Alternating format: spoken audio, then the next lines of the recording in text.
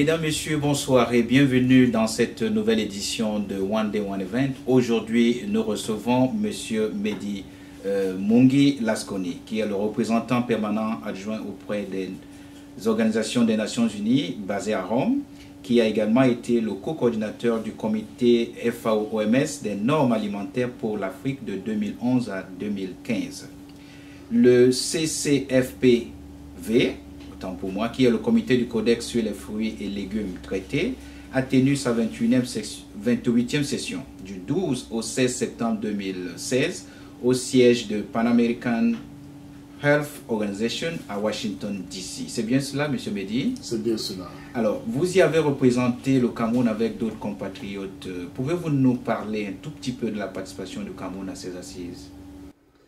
Oui, ces assises qui sont tenues, comme vous l'avez dit, du 12 au 16, au siège de la Pan American Health Organization, a connu la participation d'un grand nombre de pays, y compris le Cameroun. Et le Cameroun était particulièrement représenté par 3 personnes. Oui. Je conduisais cette délégation de 3 personnes qui a reçu le mandat du chef du gouvernement sur demande des ministres utilisateurs qui sont le ministre de l'Agriculture et le ministre de l'Industrie. Oui. Et j'y étais avec un représentant du ministre du MINMID et un représentant du MINADER. Le MINID, c'est quoi? Le MINMID, c'est le ministère de l'Industrie, le ministère des Mines, de l'Industrie et du Développement technologique. Ok. Et le MINADER, c'est le ministère de l'Agriculture et du Développement rural. Très bien. Alors, quelles étaient les principales questions qui ont été abordées pendant la session? Comme vous voyez, comme vous savez déjà, vous avez déjà pu vous-même, quand vous étiez à la recherche de l'information, vous avez su ce que c'est que le CPFV, ce qui est le comité du Codex sur les fruits et légumes traités. Il s'agit d'un organe issu de la grande famille du Codex Alimentarius. Oui. Le Codex lui-même étant la structure para-étatique et mondiale qui se charge de la confection des normes à l'échelle internationale. Oui.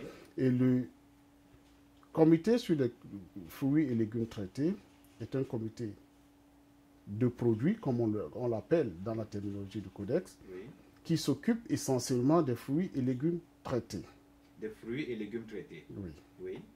Donc, ce comité du Codex est hébergé par les États-Unis d'Amérique.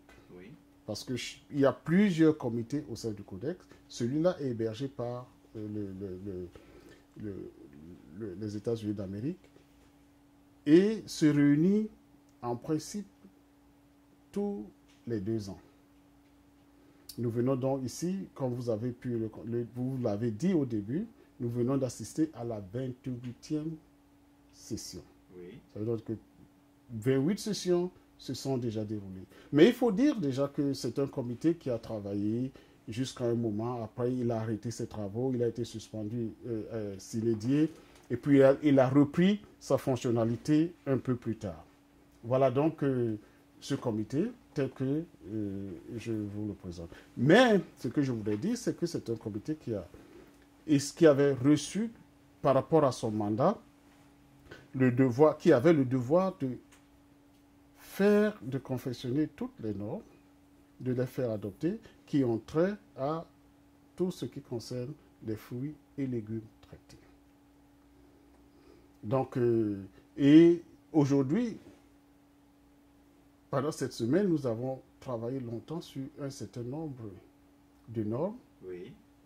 qui ont été adoptées au niveau du comité, Oui. mais qui devront donc le processus doit se poursuivre parce que le comité en lui-même n'adopte pas les normes, Oui. mais c'est la commission qui est l'organe suprême qui Oui. adopte les normes qui sont préparées par le comité.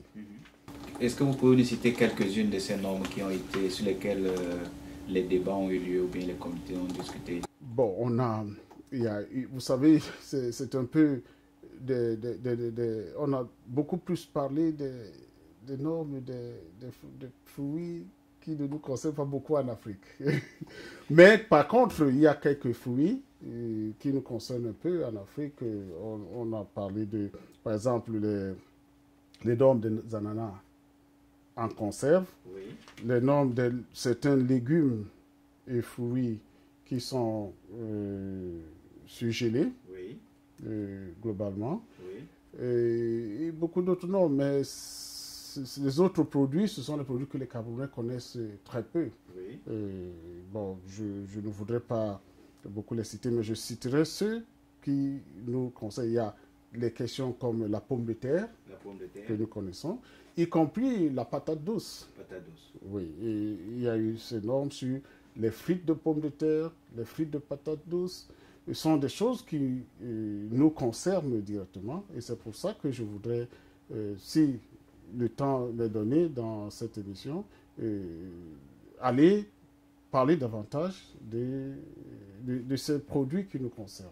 Tout à fait. Tout à fait. Bien voilà, nous allons aborder cela, mais je voudrais quand même m'approcher beaucoup plus à l'utilisation immédiate.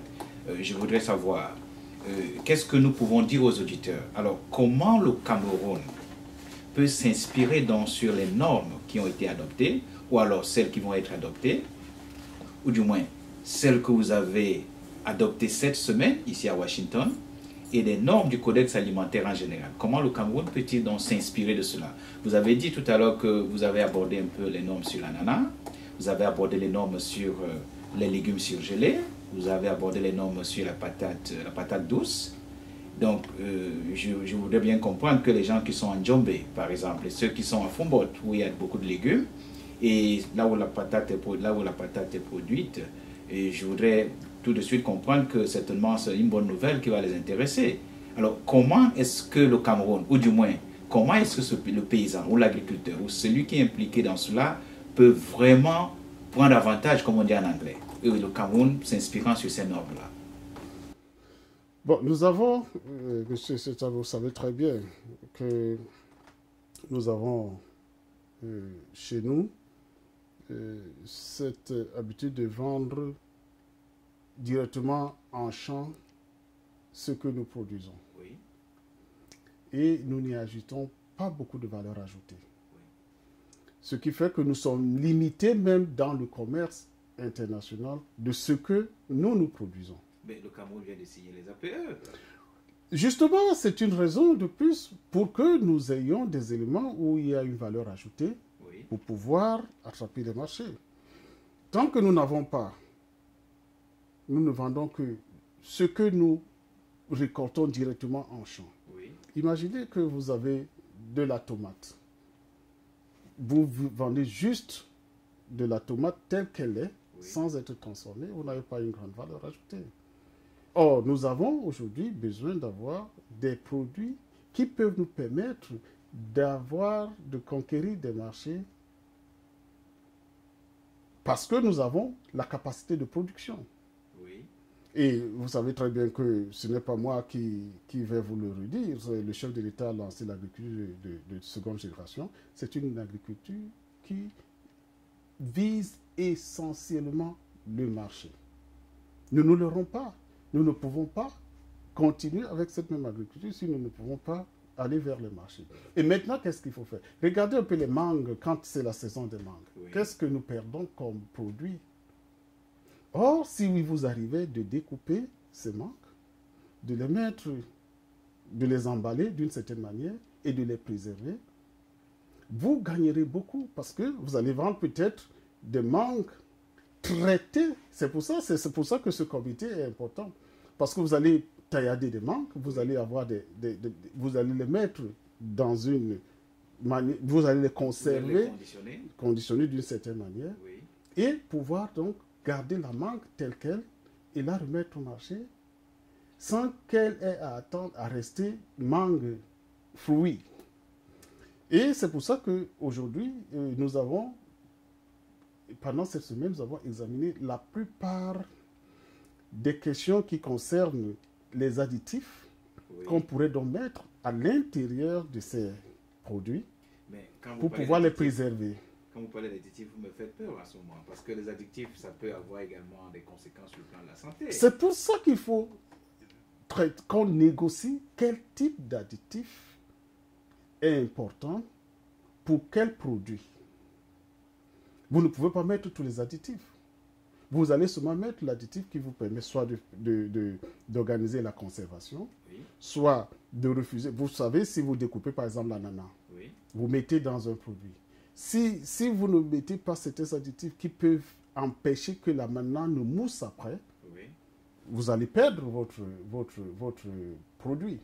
Alors, il faut trouver, et c'était ça le fort de cette négociation. C'est-à-dire, il fallait que scientifiquement, Oui. les gens qui ont déjà utilisé certains additifs, Oui. qu'ils sachent quels sont les additifs qui sont acceptés. Et c'était ça. Et je vous dis que la discussion n'était pas facile. Parce qu'il y en a qui utilisent des additifs. Aujourd'hui, même au Cameroun, les gens qui produisent des jus de fruits ou qui utilisent des additifs dont on ne connaît pas l'origine et dont on ne connaît pas les conséquences réelles pour le consommateur. Or, une fois que nous avons ces normes, nous pouvons donc les traduire au Cameroun en disant, bon voilà, pour ceux qui veulent faire, par exemple, des conserves de jus d'ananas, Oui. ou pas seulement de jus d'ananas, des conserves d'ananas, parce que ça peut être des morceaux d'ananas taillés, ou bien des morceaux de papaye, ou pour ceux qui veulent faire, je ne sais pas moi, des chips d'igname ou de patates, qu'ils sachent que, bon, dans les chips, il faut faire prévaloir. Il y en a qui font même de la coloration. Il faut dire telle coloration est dangereuse, Oui. ou tel additif alimentaire est dangereux. Et ce sont des choses qui sont importantes pour tous ceux qui veulent s'engager à apporter une valeur ajoutée dans les produits que nous voulons. Et ainsi donc conquérir des marchés. Parce que, dites-vous, vous suivez la norme, vous êtes accepté dans le marché. Oui. Vous ne suivez pas la norme, vous êtes mort. Or, nous avons signé, le chef de l'État a donné son onction pour que nous signions des APE. Oui. C'est une aubaine énorme parce que nous avons tout à gagner dedans dans le cadre du commerce. Mais ce n'est pas parce que nous allons, pour pouvoir commercer, il faut que nous puissions apporter des produits transformés. Et notre économie est essentiellement basée sur l'agriculture. Oui. Et parce que nous avons une économie basée sur l'agriculture, nous ne pouvons plus aujourd'hui nous prévaloir de pouvoir être le premier producteur du cacao, je ne sais pas moi, un producteur de n'importe quel produit, Oui. premier quelque part, sans que nous envisagions la capacité de traiter ces produits. Et ici, il s'agit d'un comité donc très important et les résultats de ce comité peuvent beaucoup aider l'industrie Oui. naissante Oui. au Cameroun. Et c'est pour ça qu'il est important d'associer toutes les industries naissantes pour que nous ne consommions pas n'importe quoi. Je ne vous dis pas parce que aujourd'hui, bon, c'est vrai qu'il y a une sorte d'essai Oui. d'un certain nombre de petits producteurs qui aussi essayent de trouver quelque chose pour pouvoir mettre sur le marché. Mais ça s'arrête là. Est-ce que ça va au-delà de nos frontières? Pour que ça aille au-delà de nos frontières, il faut suivre la norme. Et vous écrivez très bien, vous avez un label, vous avez ceci, vous avez tout ce qu'il faut faire pour pouvoir commercialiser à l'extérieur. Mais si vous ne les avez pas, vous ne pouvez pas commercialiser, monsieur. Et c'est sans cela donc que des choses comme les travaux du comité, cette fois-ci, sur les additifs alimentaires, étaient essentiellement importants. Bien voilà, mesdames, messieurs, si vous venez de vous joindre à nous, vous êtes toujours sur Vori International Radio and Television. Et nous avons comme invité aujourd'hui M. Mehdi Mungi Lasconi. Nous sommes à Washington, D.C. M. Mehdi est le représentant permanent adjoint auprès des organisations des Nations Unies basées à Rome. Il a fait le voyage de Rome à Washington, D.C. Et il a également été le co-coordonnateur du comité FAO-OMS des normes alimentaires pour l'Afrique de 2011 à 2015. Nous abordons un aspect assez important sur les normes alimentaires et il fait état de ce que le Cameroun produit beaucoup de fruits et beaucoup de produits, mais il se trouve que ces produits n'ont pas la valeur ajoutée nécessaire pour conquérir les grands marchés nécessaires qui sont pourtant disponibles sur la base des accords APE que le Cameroun venait d'entériner. Alors nous nous entretenons sur cette question. Il a fait état de ce qu'ils ont abordé, par exemple la question sur l'ananas. L'ananas se trouve au Cameroun, l'ananas se trouve du côté de Njombe et il y a également des privés qui ont des plantations d'ananas. Il a également abordé le problème des produits surgelés, des légumes surgelés. Je vois un peu le cas de Fombot. Et puis d'autres régions également où on peut trouver des produits et des légumes.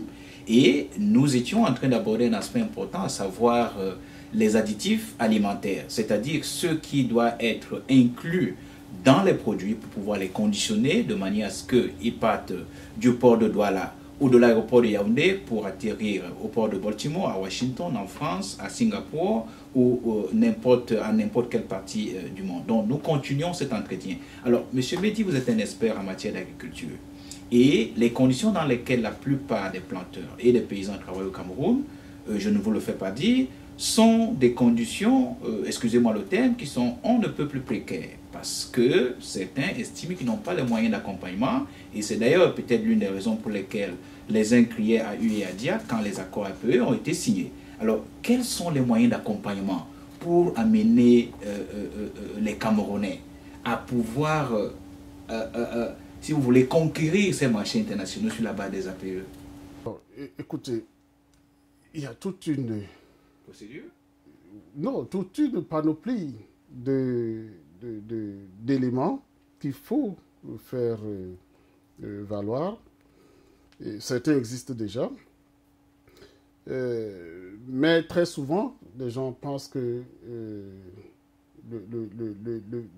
l'épineux problème du financement des activités agro-silvopastorales n'aura pas encore trouvé sa solution jusqu'à ce qu'on mette en place un système adéquat.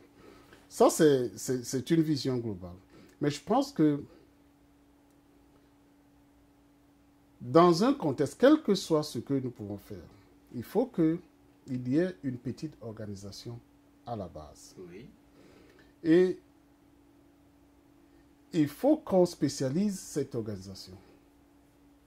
Ça peut être une chose bien. Aujourd'hui, l'autre jour, je voyais qu'on payait des ressources, des ristournes à des planteurs de cacao. Je ne sais pas si c'est biologique ou... C'est une chose extraordinaire.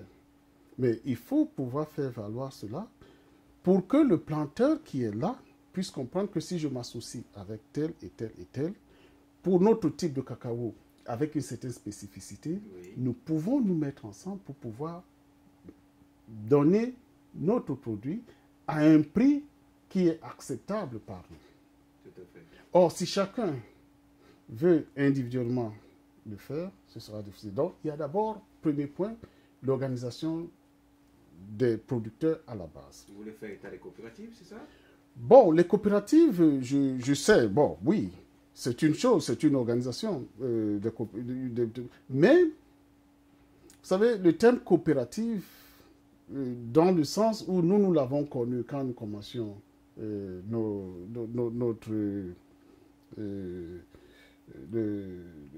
à fonctionner comme agronome sur le terrain et tout, ne peut plus être conçu de la même manière aujourd'hui parce que à la base, l'organisation se fait par les producteurs eux-mêmes ou les gens de ce secteur eux-mêmes. Ce n'est pas qu'il faut que quelqu'un d'autre pense une organisation à leur place. Et aujourd'hui, j'espère qu'il y a une forte sensibilisation. Le travail du gouvernement est d'apporter cette sensibilisation pour que les gens puissent s'organiser à la base. Mais en plus, il y a la question du financement. C'est vraiment une question difficile. Bon, aujourd'hui, on note un foisonnement de petites unités de crédit, les EMF, les entreprises de microfinance, et ainsi de suite. On note un grand foisonnement. C'est peut-être une bonne chose pour qu'on note ce foisonnement, parce que avec le temps, les moins bons vont s'éliminer pour laisser les meilleurs sur le marché, qui peuvent donc maintenant apporter l'appui nécessaire. Parce que vous savez que le système bancaire traditionnel n'est pas toujours à la portée de petits planteurs, y compris des planteurs qui sont bien organisés. Donc on a besoin d'un autre système parallèle qui soit mi-formel, mi-informel, pour que l'impulsion nouvelle du financement du secteur puisse être donnée. Une fois que nous avons également, ce sont des éléments d'accompagnement qui sont importants pour que... Mais je vous dis, c'est peut-être un point de vue très personnel, il faut qu'aujourd'hui, les gens essayent de réfléchir en tant qu'investisseurs. Chaque petit planteur est un potentiel homme d'affaires. Chaque petit planteur est un potentiel homme d'affaires. Mais c'est parce que on ne veut pas réfléchir comme on ne veut pas réfléchir comme un investisseur qui reste là où il est.